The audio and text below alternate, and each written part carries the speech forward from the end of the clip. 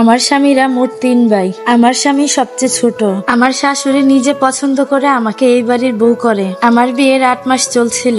আমি বাড়ির ছোট বউ। আমি শিক্ষিতা এবং ধনী পরিবারের মেয়ে। শ্বশুর বাড়ির সবাই আমাকে ভীষণভাবে ভালোবাসে, তবে আমার 2 জা আমাকে একদম সহ্য করতে পারে না। এদিকে তাদের স্বামীর তেমন কোনো ইনকামও নেই। আমার স্বামী একজন ব্যবসায়ী এবং মাসে মাসে সে অনেক টাকা ইনকাম করে। আমি নিজেও একটা কোম্পানিতে জব করি। আমি নিজেও ইনকাম করি, নিজের মন মতো খরচ করি এবং ভালো ভালো জামা কাপড় পরি। আমার ঘরে দামি দামি ফার্নিচার। সব মিলিয়ে তাদের মধ্যে হিংসা। তারা যখন আমার শাশুড়ির কাছে আমার বদনাম করতে যেত, তখন তাদেরকে আমার শাশুড়ি মিথ্যা বলে আরো দূর করে দিত। তারা এইভাবে আমার কোনো ক্ষতি করতে পারেনি বলে আমার চুল নিয়ে ব্ল্যাক ম্যাজিক করে। অবিশ্বাসের কোনো কিছুই নেই, এটা আমাদের কোরআনে আছে। ব্ল্যাক ম্যাজিক বা জাদুটোনা আসলেই সত্যি।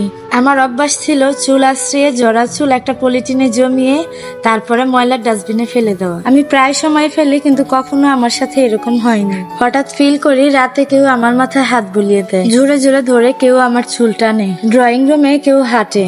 যখন এরকম মনে হয় তখন আমার শরীরটা না খুব ভারী হয়ে যায়। মাথা ফেটে যাবে এমন ভয়ানক মাথা ব্যথা শুরু হয়। দিন দিন অনেক অসুস্থ হয়ে যাচ্ছি।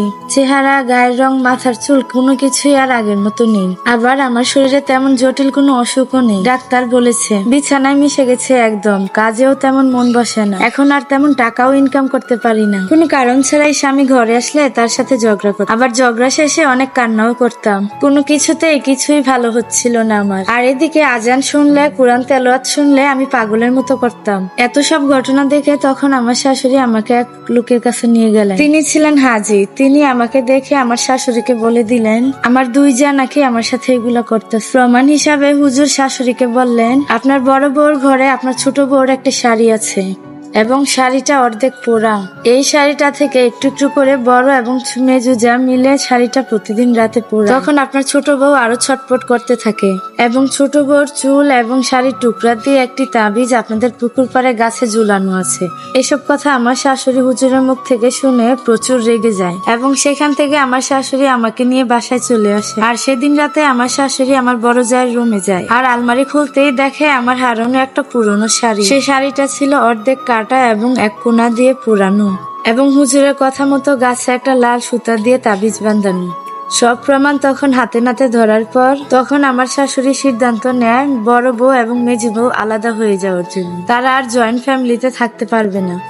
তবে আমার শাশুড়ির সিদ্ধান্তে আমার শ্বশুর এবং হাজবেন্ড তারা রাজি ছিল। তারা বলে তাদের কোথাও যেতে হবে না, তারা থাকলে থাকুক, না থাকলে চলে যাক। কিন্তু আমার স্বামী বলে আমি আমার ওয়াইফকে নিয়ে কোথাও চলে যাব।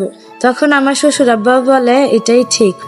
যারা একবার ক্ষতি করেছে আরেকবার যে ক্ষতি করবে না এটার কোনো গ্যারান্টি নেই। এরপর অনেক চিকিৎসা করে হুজুরের চেষ্টা এবং ডাক্তারের চিকিৎসা মিলিয়ে আমি কিছুটা সুস্থ হই। আল্লাহর রহমতে আগে থেকে এখন অনেক ভালো আছি, সুস্থ আছি। এরপর আমার শ্বশুর এবং স্বামীর সিদ্ধান্তে বর্তমানে এখন আমি ঢাকায় আছি।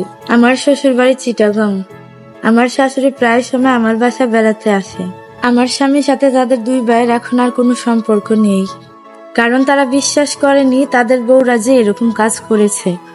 তারা 2 বউ মিলে অনেক কান্নাকাটি করে বলেছে তারা নাকি এসব কোনো কিছুই করেনি। আরো বানানো অনেক কথা। আমি নাকি নাটক করেছি সম্পর্ক নষ্ট করার জন্য।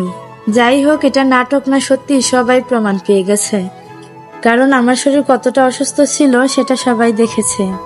ভাগ্য করে এমন একটা শাশুড়ি পেয়েছি যে আমাকে মায়ের মতো আগলে রেখেছে। সাথে শ্বশুর তো বাবার সমতুল্য।